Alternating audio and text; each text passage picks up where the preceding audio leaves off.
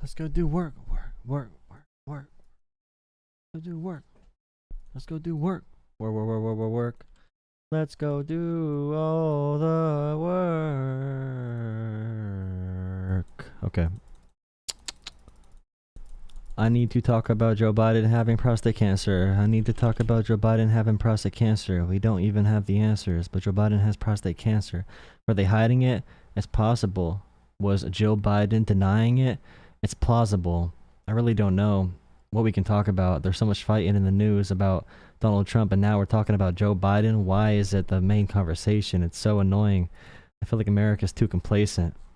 We're adjacent to the dummies and crummy, and it's really just bad. Okay, let me put my videos up. Let me put my links up real quick. Why did you say that? What made you say that? What made you say that thing right there? What made you say that to me? Why would you say that to me? Why did you say nipples? Whoa. Oh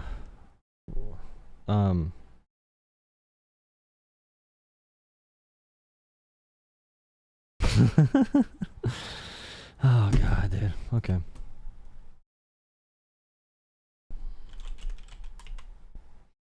Let's go do work.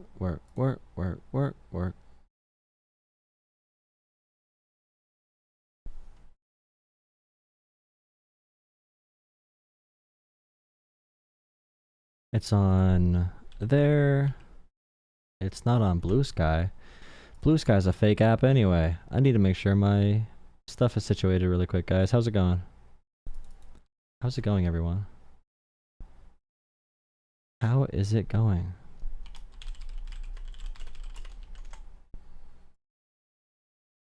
There. Let me go to YouTube. Joe Biden has prostate cancer. We don't have the answers. Prostate cancer.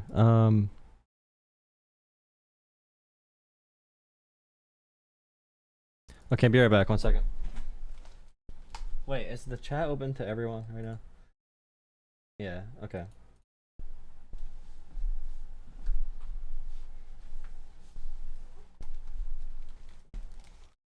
Someone said FJB. What did Jimmy Butler do to you?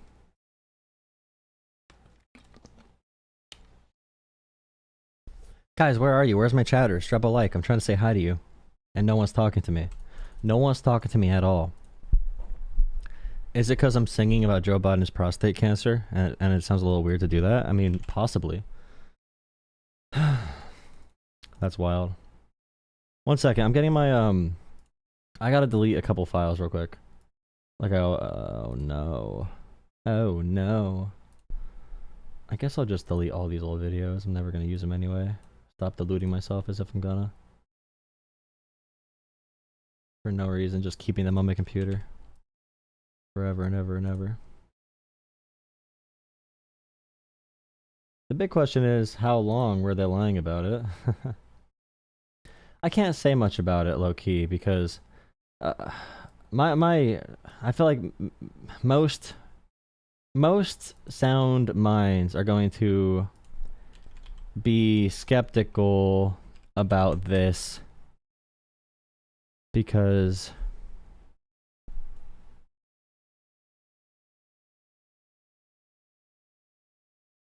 it is convenient timing with the one interview coming out and whatever else. Really bad for the current news cycle. 1 second, let me delete my Steam game, bro. Hey, Trump is just as bad, by the way. Let's see.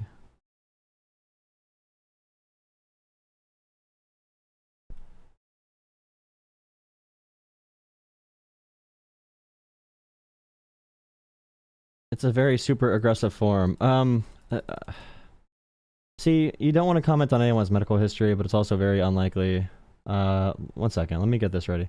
Should be good now. Recycling bin, PC. Alright, we have enough data. Okay. And I'm gonna use Fox News to talk about this. I'm going to use Fox News to talk about Joe Biden having aggressive prostate cancer because I want to really hit on the framing of Joe Biden in general and Joe Biden's health. Okay. And we cannot say anything as if we are doctors, of course, and especially not Joe Biden's doctors. But the chance that Joe Biden has an extremely aggressive form of prostate cancer, and no doctor knew about it for years and years and years and months and days until now, when the news comes out on the day of this interview releasing about Joe Biden and his mental acuity, which the conversation being about Joe Biden right now when Donald Trump is destroying America and Donald Trump is not there mentally at all. Everyone says at least Joe Biden has policies passed, or at least Joe Biden's administration did policies that we can tangibly look at. The conversation should not be about Joe Biden right now. It should not be about Joe Biden at all. But it is very weird timing for this news to come out. It's very unlikely that this went undetected for so long. But there's a greater conversation here about Democrats, about Joe Biden, and about really separating from Republicans. Because I often hear from people like, well, Democrats and Republicans are pretty much the same, and they do the same things, and they have a lot of the same tendencies. And I make the case, which is very true, extremely true, that Democrats are better than Republicans by miles and miles and miles and miles and miles. Democrats do actively good things when it comes to holding monopolies accountable, big companies accountable, protecting our healthcare, protecting our information, and that kind of thing.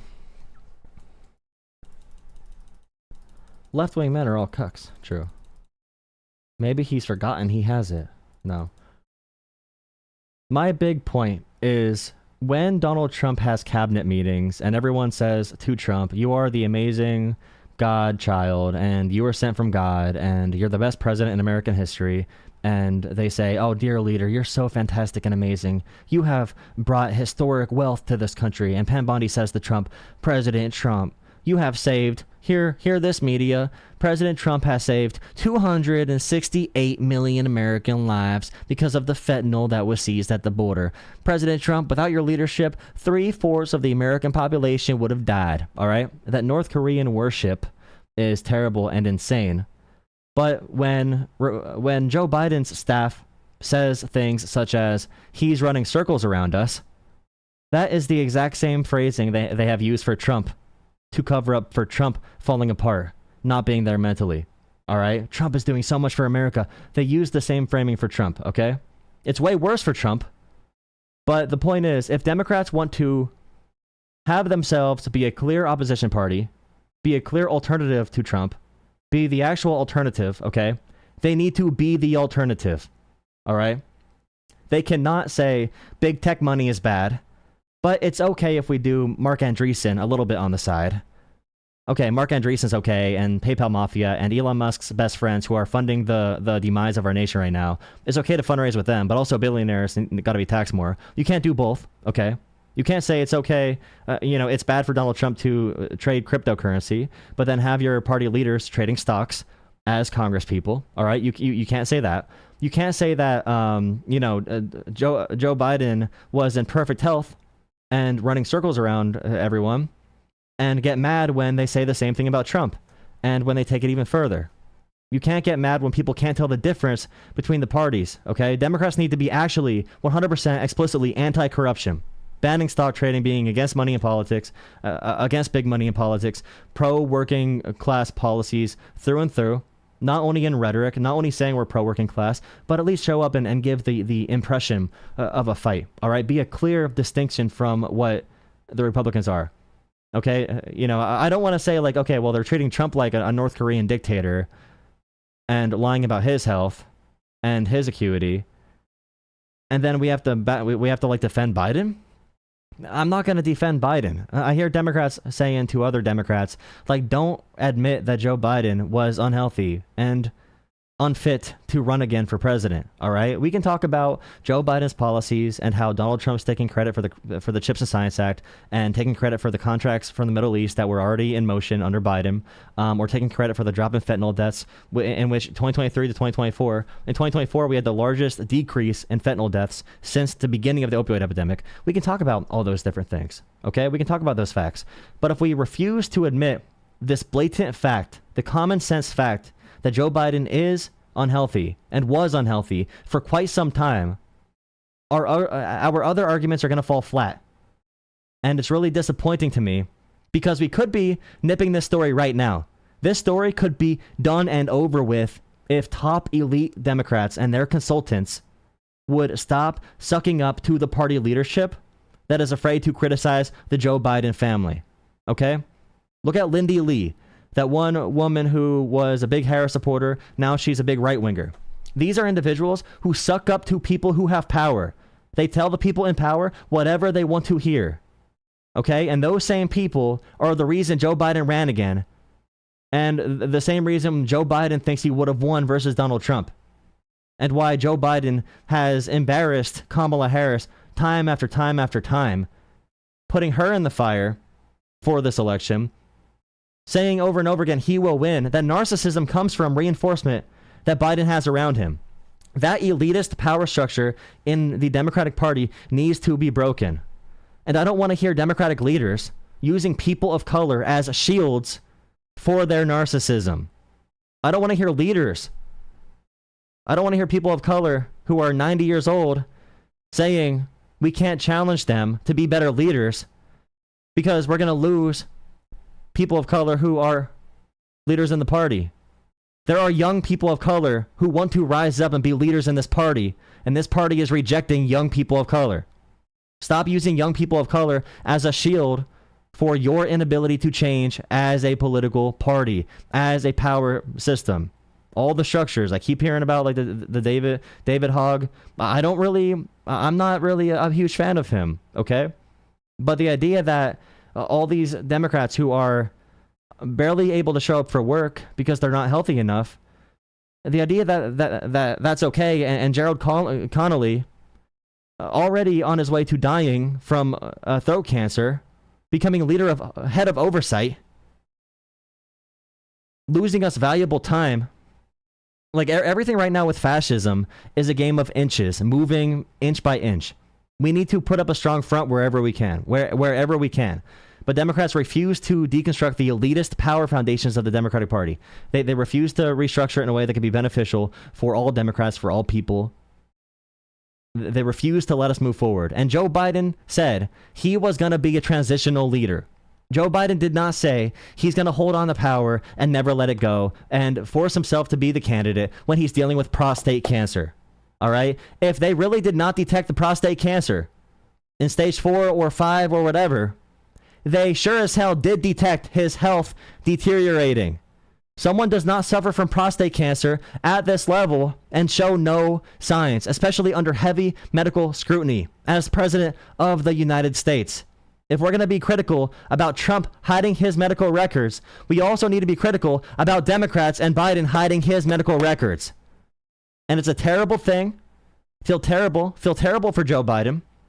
But the narcissism, using people of color as a shield for ineffective leadership, blaming young people for our losses, the narcissism that refuses to pass the baton, pass the torch on to a new generation, that narcissism is going to get us killed, and that narcissism needs to be rejected. I don't care who says it. I don't care what gender. I don't care what race. I don't care what age fights for this elitist power structure to be maintained. If leaders currently in place are unwilling to meet the moment we are in because of party allegiances, because they have friends, because they believe in a certain role in politics where you take seniority and give those individuals the leadership positions rather than picking the best person, those leaders need to be held accountable. It's okay to talk about Democrats in a negative light. I'm sick of hearing Democrats say, as long as it's in good faith on the same team, wanting to be better, But I'm sick of hearing Democrats say, oh, we can't be controversial. We can't push for tough policies. We can't try to change the way the American people think. We can't have party infighting. This candidate doesn't poll good enough. This candidate isn't good enough on legacy media. This candidate, can't fundraise. I'm sick of hearing all of this consultant speak and nonsense. When Donald Trump is president and he doesn't know what the word groceries means, but somehow Democrats are unwilling to change their strategy to appeal to people. Donald Trump is president. All those rules before were broken. It's really just annoying seeing these stories come out and seeing people unwilling to criticize anything. It should be shut off right now. And also, Jake Tapper. Disgusting. All right? Jake Tapper profiting off of this, making this whole story about his book, to sell his book, making this crucial time in American history where Donald Trump's taking more bribery, higher amounts of bribery, the highest amount of cash ever in American history as a sitting president, to give favors by using our tax dollars, our government facilities, our military, at a time where we are hitting a peak of presidential corruption. Jake Tapper making this entire story about Joe Biden's health is insane. It's insane. And for Republicans as well, the fact that you only interact with politics in a tabloid fashion, and you need an emotional reality TV show storyline or a fancy conspiracy theory that your unique little perfect brain constructed to be engaged in politics, is pathetic. You're never there protesting. You're never there talking about wages. You're never there talking about healthcare. You're never there standing up for veterans benefits. You were not there standing up for 9/11 first responders to get their benefits. Democrats were doing that shit mostly. You only show up when it's a bullshit culture war topic, when we talk about trans people in bathrooms, when we talk about pronouns, when we talk about Hunter Biden, when we talk about Joe Biden and his health and cancer. You never show up for the shit that actually matters.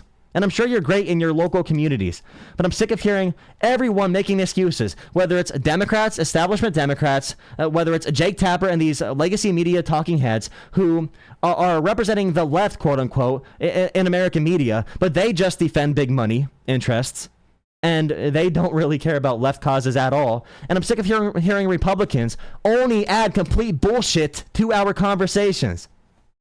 One reason Democrats don't get better is because there's no ideological conversation. We don't even talk about policies anymore. It's all about, oh, our king leader Trump is infallible.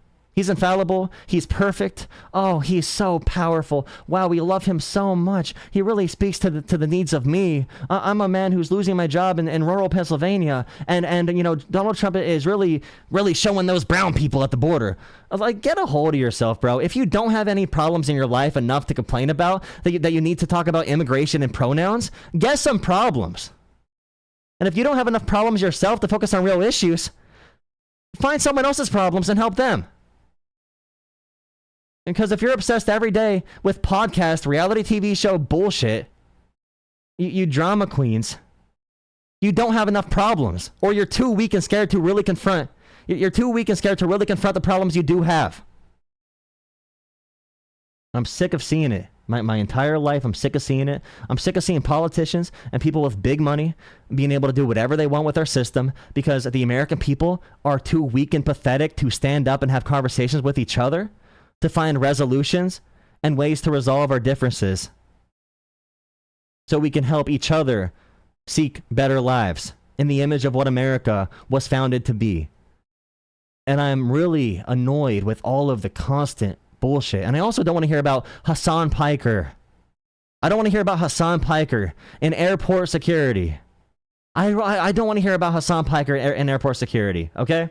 The government should not be detaining people and searching their phones or asking questions about politics.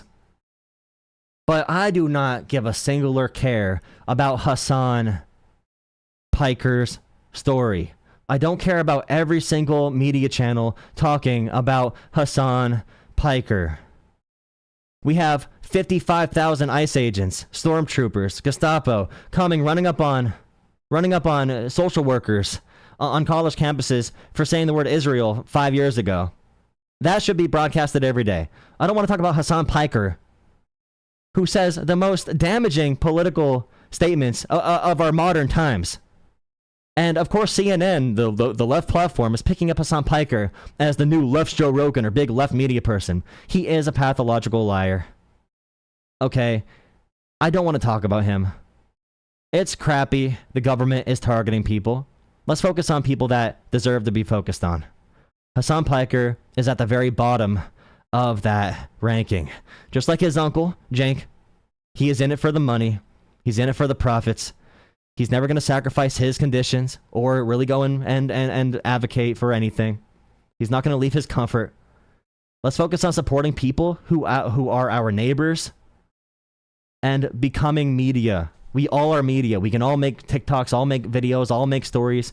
You know, we should be hyper-focusing all this anger about Joe Biden's health, about Jake Tapper, about even people that are mad about pronouns. Okay, you want to be mad about something? Be mad about something that matters. All right, all this anger about Hassan. Find your local races, whether it's a mayoral campaign, something else, municipal, city council, a township, borough council, a school board, a county commissioner. In 2025, make a damn difference. We have like a 10%, 15%, 20% turnout election in 2025. Our local elections they barely have any turnout. And for all these young people who claim they want change in this country and claim they care about trans people, for example, if you're a young person and you claim to care about black people, trans people, any other group of disenfranchised Americans or people in America in general, if you claim to care about them, show up and vote in local elections. The most anti-trans policies are being passed in school boards right now. And school boards and the policies they set for public schools and the way they fund schools and what they fund and how they set different guidelines for books and bathrooms, these are things, these are foundational pieces that change America. These things change America. America could change overnight in 2025. I'm here in 2026, 2028, 2025 is the election that matters. And I want to challenge young people, and I know I'm doing a whole crash out session right now. I don't know who's watching. I don't have it up. Probably no one. But I'm sick of young people claiming they care about trans people, claiming they care about Palestine, claiming, all right? The number one piece to resolving issues, especially foreign conflict and foreign policy of your country, the biggest piece to resolving issues for disenfranchised groups is education. Young people don't vote in general. Come out and vote in school board elections. Hyper focus. Find a politician locally. Find one politician locally that you cannot stand. Stop talking about Donald Trump and Hassan and all these different people. Find a school board member that you cannot stand, that comes and talks about Judeo-Christian values and how his Christian nationalism should supersede everyone else's rights in America. Find that person and make sure that politician loses their race and is laughed away from the political scene in your local area forever. I want to see people do actual action, okay? And if we need to have these conversations on my channel on how to organize, all right? I don't have a huge platform, and people can help me get more reach. People can help me get more reach. If I need to host conversations for you and about your local areas and your local races to come up with organizing plans to attack these despicable leaders who are uprooting the foundation of what makes this country great, in 2025, send me an email, jolahtalkspolitics@gmail.com. All right? I will run individual sessions talking for hours and hours about organizing locally because I'm sick of all the bullshit. I'm sick of all the whining and the complaining from every single political side. Let's do something. Okay. America, the beautiful. America, the beautiful. America, the beautiful.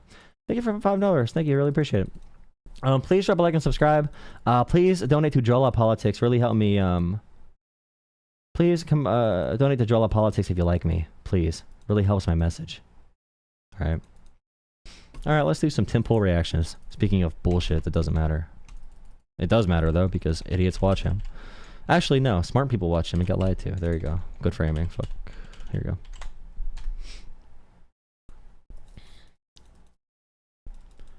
Oh, wow. Did this cut out for a second? It must have.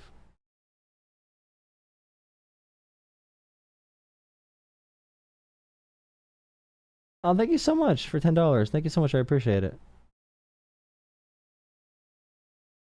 You are disgusting. Stop watching The View. Maybe get a girlfriend to occupy your time. You're disgusting. Stop watching The View. Maybe get a girlfriend to occupy your time. Hey, Rowdy. I'm gonna be homophobic for a second, alright? Shout out to my gay fans and my trans fans and all my LGBTQA plus community. Alright, about the word gay.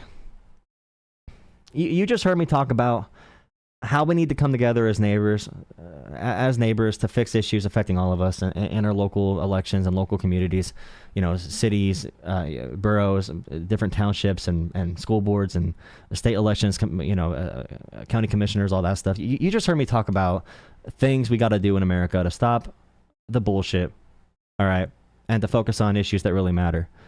And the word gay, I don't know what's gayer than hearing me talk about that and instantly thinking about The View TV show. I don't know how you go to The View. I don't know how your mind thinks about The View after hearing that. How often do you watch The View? Why are you obsessed with The View? Okay, are you a degenerate for Ellen DeGeneres as well? Like, are you full of hysteria for Good Morning America? Like, are you gonna get bent for Fox and Friends? Like, are you really gonna, like... It's kind of crazy. Join Discord, by the way. Join Discord. What an impassioned rant. Okay, what an impassioned rant. All right. When I clip up that rant, all right. When I clip up that rant, I need your guys' help. Whoever watches this channel as viewers. Thank you so much for $10, Rebecca. Thank you so much again, and Fudge. Thank you. I'm gonna need your help sharing that around, because that rant was definitely fully fueled by actual frustrations, which is good. Who is gay? You are, Dark Knight.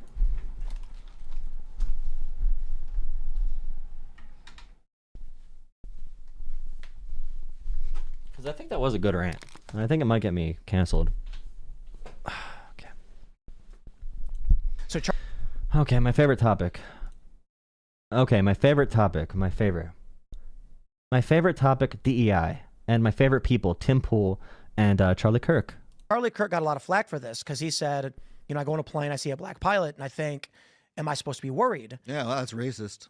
But the point he was making was he was calling you racist, dude. And you guys didn't get that. He said, you have created a situation where average people think you are hiring people who can't do the job based on race. And we don't Okay, really quick. I want to let the video play out a little bit, but when Charlie Kirk says the thing about black pilots, he has said multiple times, you cannot have both diversity and excellence. All right. So what we talk about in this scenario is not about giving someone who is unqualified a position. It's, you know, we have qualified black pilots. All right. But let's say, for example, we have 5% of pilots are qualified black individuals, and black pilots make up 1% of hired pilots currently flying. We would say, okay, what in the system is causing these completely qualified black individuals, these black pilots, to not be flying planes and to not have the same jobs, pay, and opportunity as their white counterparts? DEI, especially in case of a pilot, would never say we're going to put someone who's unprepared to fly a plane in the flight deck. I know conservatives want to call it cockpit because they think about that a lot. You know how they are. You know how they are. Language policing, etc., etc. But the idea that having a black pilot means it's someone who's not qualified, and you ignore all the conversations with liberals like myself who clearly lay out for you why DEI was a thing since the 1960s, all right, the Civil Rights Act. You acting like it means, you know, if there's a black pilot, he's going to be unqualified is racist. All right. Because you are shutting off every independent thought you have, every piece of critical thinking your dumb little tiny brain can manifest. You're shutting that off to just say black pilot must be given affirmative action to be fly plane. Because if he wasn't given affirmative action, the black too dumb to fly plane. That's what you're thinking in your brain. Want to live that way.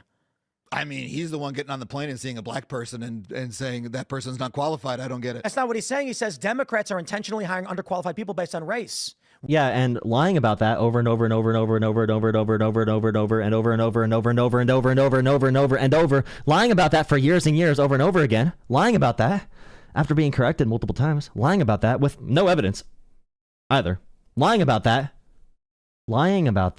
is racist. Because you're lying to sell a racist lie. Why are they putting us in a situation like this? Okay, why? I'm sorry, I paused again. Tim Pool and Charlie Kirk are the reason people have the perception that DEI means giving black people a free pass. All right, they are the reason the propaganda exists because of them. Okay? They are the cause of this. He's saying that if a black person is in the seat, it means they're unqualified. That's his assertion. No, he's saying he doesn't know because he knows you are advocating for it. I'm just listening to the words that he's saying. It seems pretty straightforward. I would say that when the left and the right only listen to the. Find me one example anywhere that's not Photoshop or a doctored image. Find me one example anywhere of a Democrat saying that a black person should be able to fly a plane, although they are not skilled enough or prepared, just because they are black, and we need diversity for diversity's sake. Find me one example of that existing, all right? And I want to be very clear with you and very gentle. I'm not going to say you're all racist. Many of you have been lied to and have not thought through it. I'm from a 99% white area, 99%, all right? An old Appalachia, coal town. So I understand believing things that are not true because you're lied to by people like this. All right, but if you hear the facts about this, and by the way, call into my show after I react to this video. I do call-ins after my video reactions. Call into my show. If you see the facts about this and realize, wow, I don't have any actual evidence. If there's no evidence for this happening, other than just people saying it and feeling like it must be true, then brother, after seeing all evidence, if you still have this position, you are the definition of racist. I don't do the whole focusing on only microaggressions or focusing only on kids singing the N-word in a little baby song when they were 15 on video at a dumb party. All right. This is the definition of what racism actually means in terms of real bias. Surface level clips and arguments. They don't actually understand what the person is conveying. And so the argument then is Charlie Kirk is a racist, which is not true. Charlie Kirk's point on that plane was, let's just map it out 1, 2, 3. Democrats have created policies by which they will put people in positions of authority who don't have the same caliber degree or have passed certain tests because of race. We've seen policies where they will actually go down the list of top candidates until they get to a race. This creates a concern among people that that individuals are being hired without the capability based on race. That's the idea he's trying to convey. Not that he doesn't want to fly with the black pilot. You think that when you think that in the time when we only had white pilots or white executives or white whatever, all those people were hired on merit. None of them floated through for some other reason, like nepotism. Yeah, exactly. Like there's I bet some people gave BJs. Yeah, exactly. The systems are like they already do that for everybody. So but it wasn't based on race. So for him to go in and say, oh, when I see a black person, that's when I think that, not because when I see a white person, your policy is then racist. That's racist on his part because he's only focusing on when the black people. But it's because the policy is race based. The policy is race and gender based. Remember, the one thing to blow up every conservative argument is show me one fact.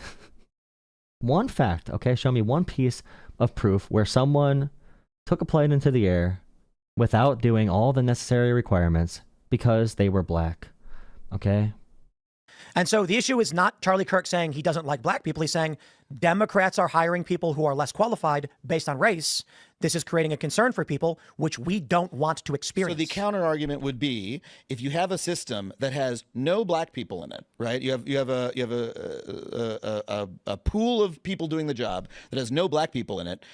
that clearly is not based on merit because, black people are X percent of the population, and surely some would have gotten through if it was really based on nothing but merit. So some of the existing white people must actually not have gotten there via merit. It must be because of a race-based system. So instead, So there's good studies on hiring practices with like DEI. So the main point here, because I know conservatives don't like talking about facts much, but we have to for this conversation to make sense.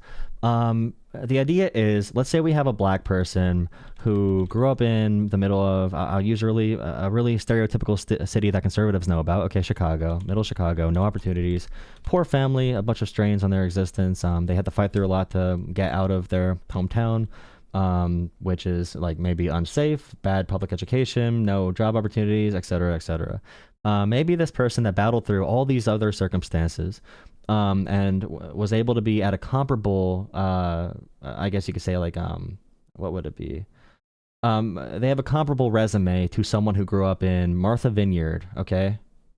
And, someone who got $50,000 a year in SAT tutoring and they had everything handed to them. They might be, good at what they do too. But let's say you have someone from this really terrible position and you have a white person who's from a really nice position, okay? And it could be class, race, gender. There's a bunch of different things you can take into consideration, all right? It could be veteran status or someone who has a disability. It could be a lot of things.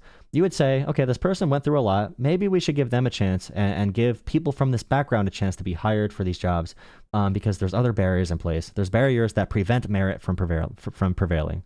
So merit is prevented if we don't take into account anything about their upbringing. The research actually says, and this is from the Institute for Research on Poverty, are affirmative action hires less qualified? Evidence from employer-employee data on new hires. So you can see like a comprehensive study if you want to look this up. There's other studies as well that show similar results. But when there were hiring practices that said, hey, we're going to make sure we have more equitable hiring practices so we don't only hire straight white men, the new hires maybe had lower credentials at the time of being hired, but the job performance was comparable. There was no statistically significant difference in the job performance of someone hired through these means, okay? So all the facts about this disagree with Tim Pool and Charlie Kirk's case. Adjust the system so that we give everybody an equal opportunity. That is going to mean that there are going to be more black people in the system. Now, thank you for $5, Freakadelic. And I'm sorry if people watch it. For people watching on YouTube, I'm sorry for pausing so much. I do a live stream, so if you don't like me, don't watch my channel. Go watch it from the original source on Dim Tool's channel. Freak, thank you for $5 so much. Thank you so much. Have you come across any MAGA rationalizations for why even Musk's Grok AI didn't peddle white genocide conspiracies? And if so, what have you heard? I don't know. Usually if I talk to someone about any facts, they shut their brains down and talk about like Hunter Biden or Joe Biden or pronouns or whatever. Like they talk about pronouns all the time. And only pronouns, or like there's men and women's sports. Like they have to shut their brains off so they don't get hurt by the facts. But it is true. Every AI everywhere, every AI, and even Grok has admitted that the XAI team and Elon Musk have tried to poison its data set to give right-wing answers, and it just can't do it. And if you ask Grok or ChatGPT or Copilot or any AI, which political side has more facts on their end, it's going to be liberal, like for every single AI, dude. And Grok has said, Grok tries to make their language nicer for MAGA because if you say facts to MAGA, they're going to get offended really easily. And Grok has admit that. But as far as the white genocide thing, yeah, it's all largely a conspiracy. From what we know from the actual court cases and facts, any killings of farmers in South Africa were on the basis of like poor people trying to steal things and killing and like a robbery or burglary, whatever the term is. And there is no really example of a widespread attack on like the basis of race. That happens, he now gets on the plane, he sees a black person, and he says, "Oh, now it seems they." Which is one reason why the Afrikaners came here looking like refugees from Golden Corral. They seem unqualified to me. It's pretty straightforwardly racist. I actually think that it was racist systems that kept out qualified candidates. What I would say to your argument is the only distinction between what you said and white nationalists is that you want a system to bring those people in, and white nationalists don't. So you both the left and the right agree that there is some kind of phenomenon where black people should be qualified and aren't qualifying. I disagree with that. I think that there were institutions throughout history that hampered the process by which minorities were able to go to schools to effectively get those degrees. It's very difficult. Yeah, well, black people were whipped to death for reading in this country like 100 years ago, maybe like a lot less than 100 years ago, whipped to death for reading in many circumstances, okay?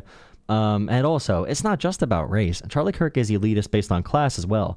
If you're from a poor rural background and you did not go to the best school and your parents were alcoholics, because alcoholism is a huge issue with white families, especially with dads who are absent. They might be married and in the home, but they're raging alcoholics. Big white issue, rural America.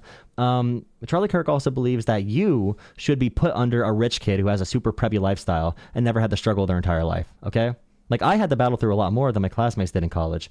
And I probably got into college largely because I got some benefits from being in a poor family. And if I did not have financial aid and stuff like that, I would have no chance at all to be where I am today. But I'll tell you what, in a room with any of these individuals who were so-called better students, it's very clear that the money doesn't buy everything. The liberal argument floats dangerously close, I think, to what white nationalists are hoping for. It's not to say that you're wrong or anything, but it's a similar argument. That is the implication. So I'll put it this way: Ben and Jerry's. Do you know what the 1350 is? They call it the 1350. Is that a Ben and Jerry's thing? Yeah. Not intentionally, but this was like, holy shit, brother. Like, maybe you shouldn't be tweeting this. The 1350 is a meme which references despite being 13% of the population, black people commit 50% of the crimes. And so that is a meme shared among white nationalists. Ben and Jerry's put out the exact same meme, but tried approaching it from a DEI standpoint.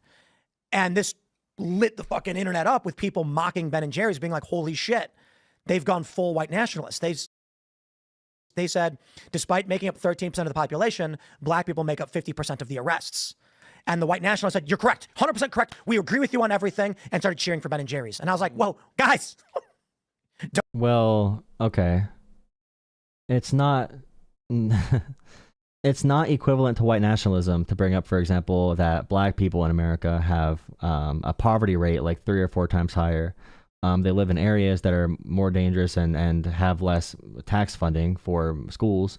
They live in areas that historically white people and banks have redlined into ghettos. Out of the black people's control. If you don't got money, you don't got property, you don't have an opportunity to really change that, especially not in 1 or 2 generations. I mean, the 1960s were not that long ago for generational wealth. The Fortune 500, like, you'd be surprised how many of the Fortune 500 companies tie back to like multi-generational wealth. The wealth that creates many of these rich families today, that wealth was obtained at a time where black people, again, were not allowed to read or write. It's whatever. Don't take their arguments from them. Like, I think it's fair to say that there are racist, components of racism that have existed throughout this country for a long time. The solution would be colorblind hiring processes and educational benefits that target class and not race, because then you remove the racial component from the argument completely, instead of creating a racial argument for the white nationalist. But if you admit I hate pausing so much. that people in America are racist, you can't, if you want to, you can't build systems that are completely blind to race, or you have race then you have individual racists continuing to exert their power over the system. Okay, the argument here, I gotta get on Tim Pool, bro. I gotta get on Tim Pool. Black people were considered under American law by the American U.S. government to be subhuman for generations. Only portions of humans for generations were sold and whipped to death and whatever else, and laws were on the books in America that on the basis of being black, you were not allowed to own certain property, you were not allowed to vote, you were not allowed to do so many things on the basis of being black. You could not use certain water fountains, you could not use certain schools. On the basis of being black, you cannot do these things. And even when the Civil Rights Act got passed and there was forced integration in the South, many communities, if they had a public pool, for example, they would drain the pool. They would rather kill their communities. They would rather kill communities and kill the public pool, drain it, rather than actually share and live amongst black people. All right. So when the American government chooses race as their identifying characteristic to attack one group, black people, in this country for centuries. All right. And by the way, from a policy standpoint, I probably would need to focus on lower income policies in general to target these areas, because the American people will not be okay with policies focused on race, and it's really hard to do. But it makes 100% conceptual and logical sense to say if the U.S. government discriminates based on race, then the resolution should also be based on the same race the government selected, the big government selected, whatever race that government selected to be subhuman for all these generations. Okay, and reparations were never paid. They definitely should have been paid. Reparations 100% should have been done. So what you do is you accept racism. You're just like, okay, yeah, racism will continue to affect every part of the system, and we can mitigate it, right? So, for instance, for hiring practices, thank you so much, Freak, for $2. $2 for saying dim tool like me. Others don't. You need to. Comes to the hiring managers, they should have no access to the name or the race of the individual. It should literally be, here's the resume, here's their qualifications. Is it a yes or a no? And what we do then is we should target class-based opportunities for the younger generations. Meaning, if we go so for instance, I grew up in Chicago. Heavily racially segregated. We had 47th Street was a dividing line where on one side it was all black. On the other side, it was largely white, but there was some Latino there.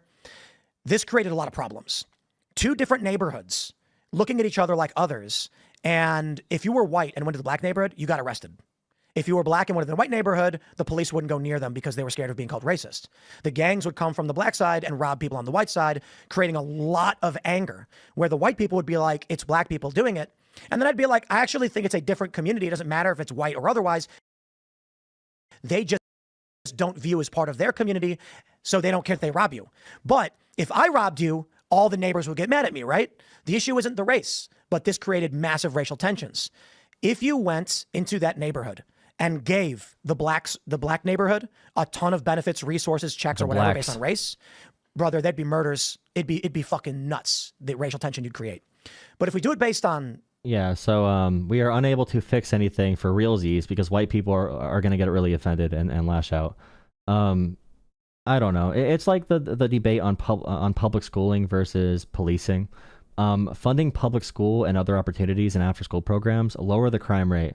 Like it actually lowers the crime rate, and healthcare and mental health services, it lowers crime rate. Funding the police, there's evidence that it actually raises the crime rate because it drains from other resources. But if you ask people, what are you going to fund with your tax dollars? What do you want to fund? They want to fund the police over education usually, because it just like people want that quick fix. It feels good. It's a long-term strategy to fix it through education. So people don't always want the right answer. They want the answer that makes the most sense in the near future, I guess, or in their now. Whatever makes sense for their now. Income and class, then you'd have equal amounts of both neighborhoods now going to the same. Thank you for another $5, Freak. One of his tricks is saying, what if someone had X absurd position? What say you? Now you can say, let's just say it was you. Not saying it is, but yeah, I mean, I hate the constant pivot away from reality.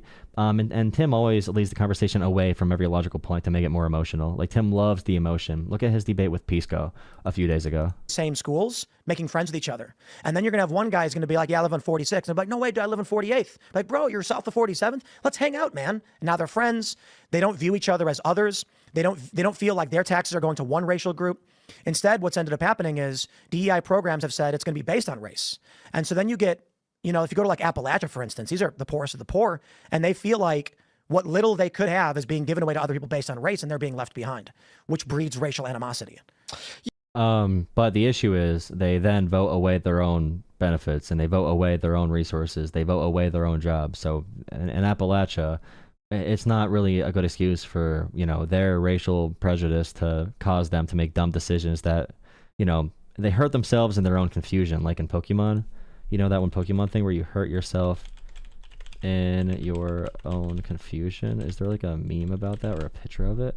I feel like that's what, they recommended the suicide hotline. I did not mean like that. Okay, Google. Yeah, I mean, I'm looking up the Pokemon meme of, poor white people against black people is like just part of the strategy of, the people in power, and they've always done it. And liberal or and otherwise. it's unfortunate to watch. Yes, the liberals are doing that. Yes. Unfortunate to watch the country like descend into that again. Racial issues are hard to tackle because it's we're very susceptible to it, and unfortunately we've backslid into a period of white racial backlash again, where the people around the country they're just like, I mean, the Trump administration literally just treats any black person as unqualified and fires them from the federal government. True. Like that's what Pete Hegseth is doing in the Department of Defense. It's just like out and out racism. It's like a racial purge of the government. It's really bizarre. They're trying to like reset the country. Where did that happen? Where they were firing black people? I mean, I don't know the names off the top of my head, but yeah. That sounds not true. The Joint Chiefs of Staff, I think, and just in general, I think they fired all the women from leadership positions. And people will say, well, it's the military. Women can't do frontline Navy SEAL combat. It's like, bro, there's a lot of leadership in the military that has nothing to do with combat. But yeah, I don't know. Pete Hegseth, he talked about, like, I think Hegseth talks about DEI literally every day. Yeah. True.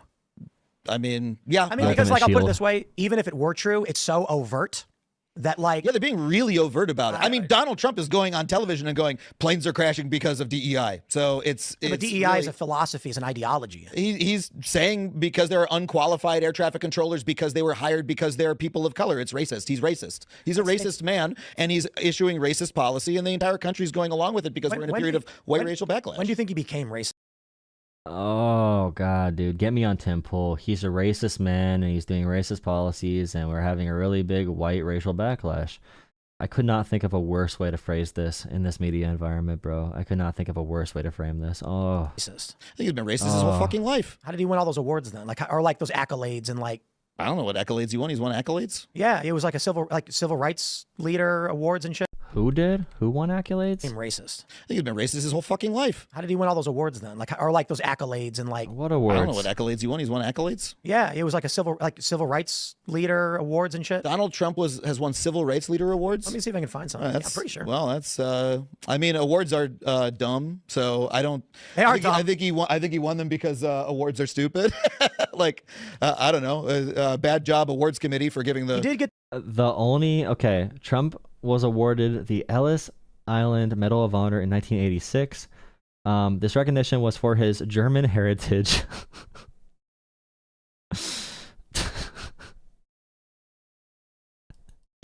I'm sorry. his German heritage.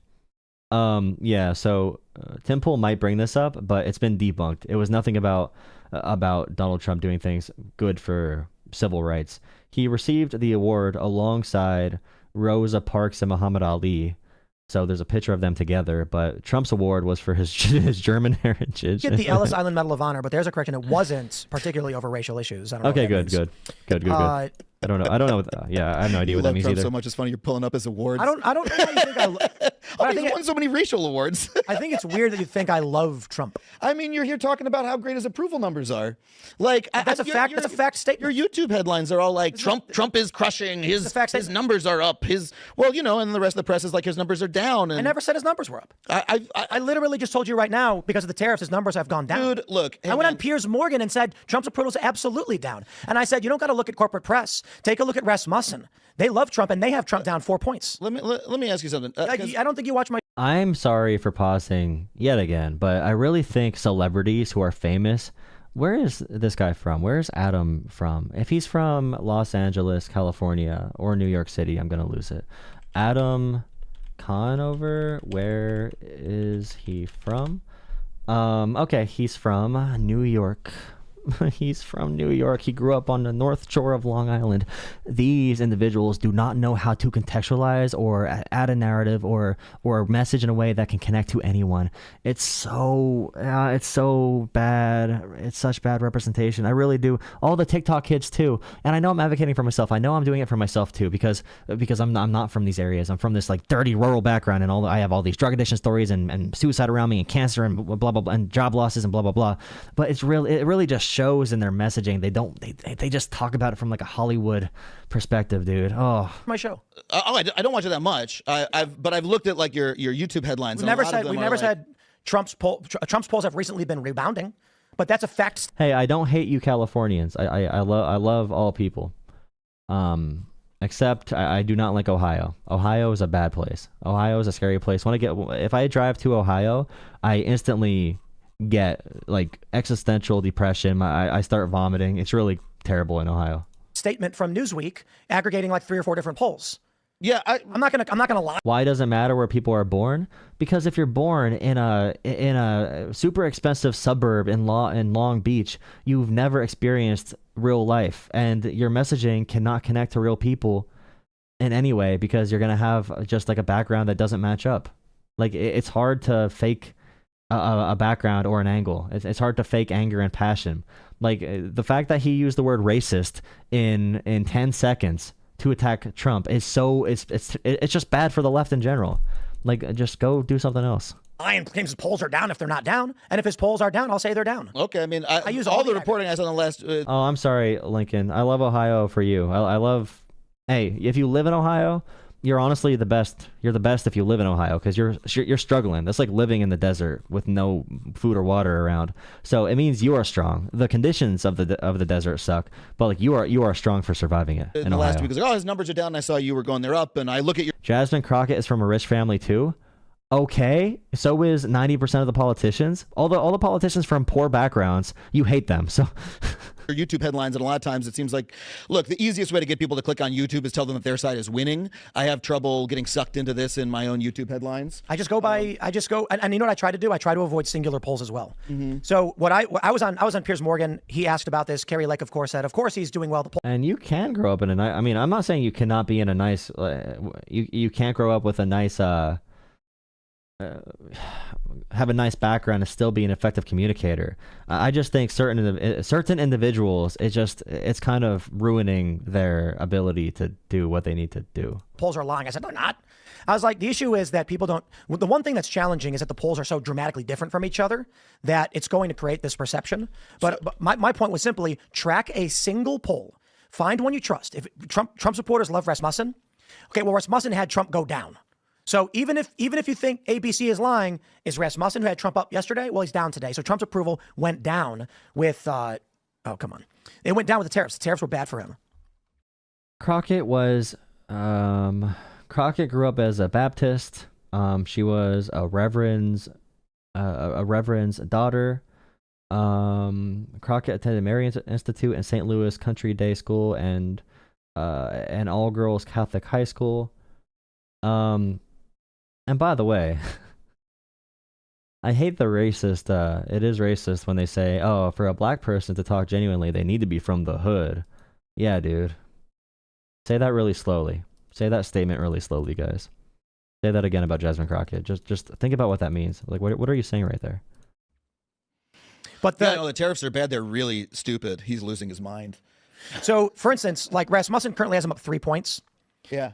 The challenging thing, I think, is like if you look at Economist and Big Data, they cover nearly the same span, +1, -8. Yeah. You know, that's why I'm like, I don't know how you track singular polls. And the aggregates are also confusing as well. So what I say is I always show this. I'll always try to show all the polls in the aggregates. But then I'll say, let's just track an individual poll. Maybe it had Trump -10 yesterday. Maybe he's -12 today, showing a downward trend. But like, then where the favorable poll? But like, I don't watch your show that much. I click around. It seems like you support Trump generally. You're normally saying, Give him a B+. Here's why the thing that he did. Yeah, okay. So you like him generally.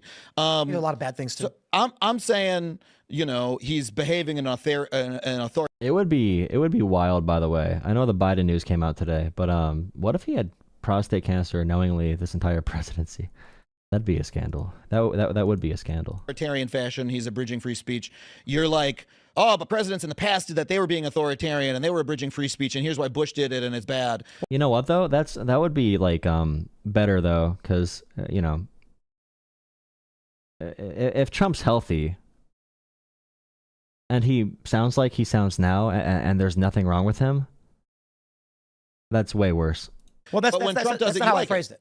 My phrasing was, do you think it's distinct from other administrations? Like, do you thought it was good when they were doing it before? My question for you is, do you think it was good when they were doing it before? It was bad.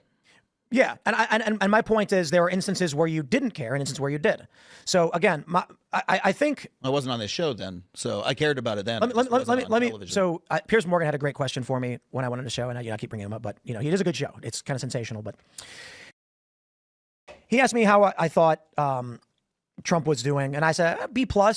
I think that the universe. Okay, I don't care. That's enough of this video. DEI conversation's over. Woohoo! I'll take some phone calls, maybe. We'll see.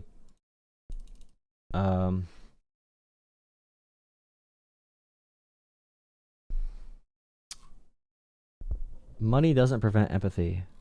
Say coming from wealth means you're not experiencing real life. money doesn't prevent empathy. To say coming from wealth means you're not experiencing real life. It's very true. You're not experiencing real life. You can be empathetic and learn, but when it comes to your messaging and the way you approach conversations and who you want to message to, if you only hang around individuals from a similar background, and you think the words you say are influencing them, you never had a chance. I had to grow up in a area where if you walk in a bar and NBA came on, they would say, "Hey, look, the monkeys are bouncing are throwing the ball in the circle again." Or if rap comes on, they'll say, "Hey, look, the Ubangi tribal music is back on." Or like if if a black person comes, like, "Hey, let me shake your hand so I can see if your palm is really tan." Like, I've had to talk to these people my entire life. All right. And I've talked to people who believed racist lies, like, oh, black people jump higher because they have extra muscles in their legs that they got from mutations during slavery. That's one thing they told us when I was growing up. So, like, I understand what these young people are hearing that believe these dumbass ideologies, and I can counteract that. So when we talk about racism, there's certain points you really want to hit that makes them question themselves intuitively. Okay. Calling something racist over and over and over and over and over and over and over again is much less effective than purely hyper-focusing on the demonstration of what that bias truly means. And it's harder work to fully expound all that information and to package it in a narrative with proper context. But that's what we need right now. We need people who are going to do that very precise work to find their scalpel, all right, their narrative scalpel, to compile the best way to talk about these things, to make sure that a bunch of kids are not becoming Hitler Youth right now, believing these extremely racist lies. So it's a big thing that you've been through, that I've been through this training. Okay, I believed many of these things until I was 14 or 15. Like, it's not easy to conceptualize if you're from a suburb somewhere, or from Long Island, or whatever other town you're from.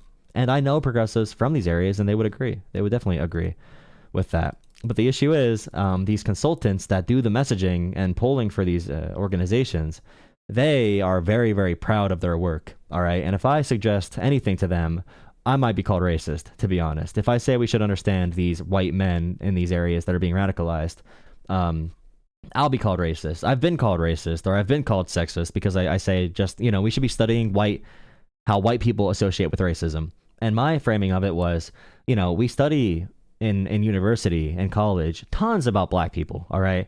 Everything's about black people. And that is very good.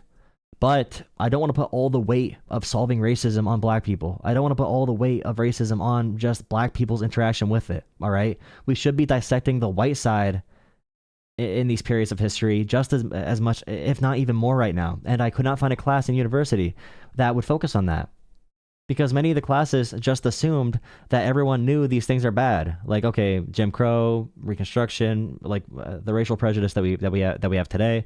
The classes are already they're formed in a way that has that presumption. So there's no interaction with how we confront radicalization of these groups. And in fact, the way that these different campuses and the way that consultants and the way that liberals interact with the topic of racism, look at the TikTok boys, Dean, Parker, all these individuals, like, canceling people over accidental microaggressions. Like, microaggressions are definitely a real thing, but like, that is like, bro, their conduct surrounding race topics is like a buffet for white nationalists and white supremacists, okay? White supremacists are licking their lips like, hey, buddy, I heard the Democrats called you a racist Nazi for liking Kanye West. Well, on our side, you can say the fun words, buddy. Oh, you're not evil because you're white. Don't listen to them. They think you're evil because you're white. They want to take everything from you. Come to our side. Like the way we position this is just helping Steve Bannon recruit more little Nazis, and I don't want that. So that's why Jolah Talks Politics needs to reign supreme. Okay, let's do some phone calls. I love talking about race issues. It's so fun, dude.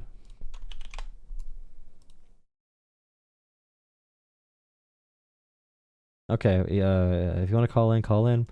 I might reset the stream. Oh, hi, progressive. Thank you for shouting me out on Twitter. Thank you for shouting me out on Twitter earlier. Guys, actually, I changed my mind. 1 second. Let's do the classic algorithm switch. I'm gonna restart my YouTube Shorts. So refresh my channel in a second. I'm gonna restart my YouTube Shorts. If you want to call into the show, you can call in just a minute. Just reset it and come back on here. I did start off this stream with a random ass rant, which kind of ruined the momentum of the stream. So I'm gonna redo my stream, refresh it in a second. See you guys there. I'll take phone calls if you want to call in and talk about something as well. Be right back. People need to know you are the new debate bro. Debate bro. Hi, progressive. Okay. We need a new term for this, okay? Debate bro, I think, is way too, like... Because I'm not really, like, I know nothing about debate. It's like... I think I'm trying to perfect how you can debate in a podcast format where it does not sound like you're debating. You know what I mean? Like, it's obviously a debate and you're debating ideas, but it needs to be in a conversation and we need to be having competing narratives. It's like it's a narrative battle. But you're a bro who debates. That is true. That is true. I'm a narrative battler. I'm a Pokemon trainer of narratives. LOL, you have to reset so fake. I'm sorry the algorithm doesn't, the algorithm after Trump bought off Google suppresses progressive content, so I'm a narrative warrior, think tanker, propagandist. It is really counter propaganda. It is counter propaganda, for real.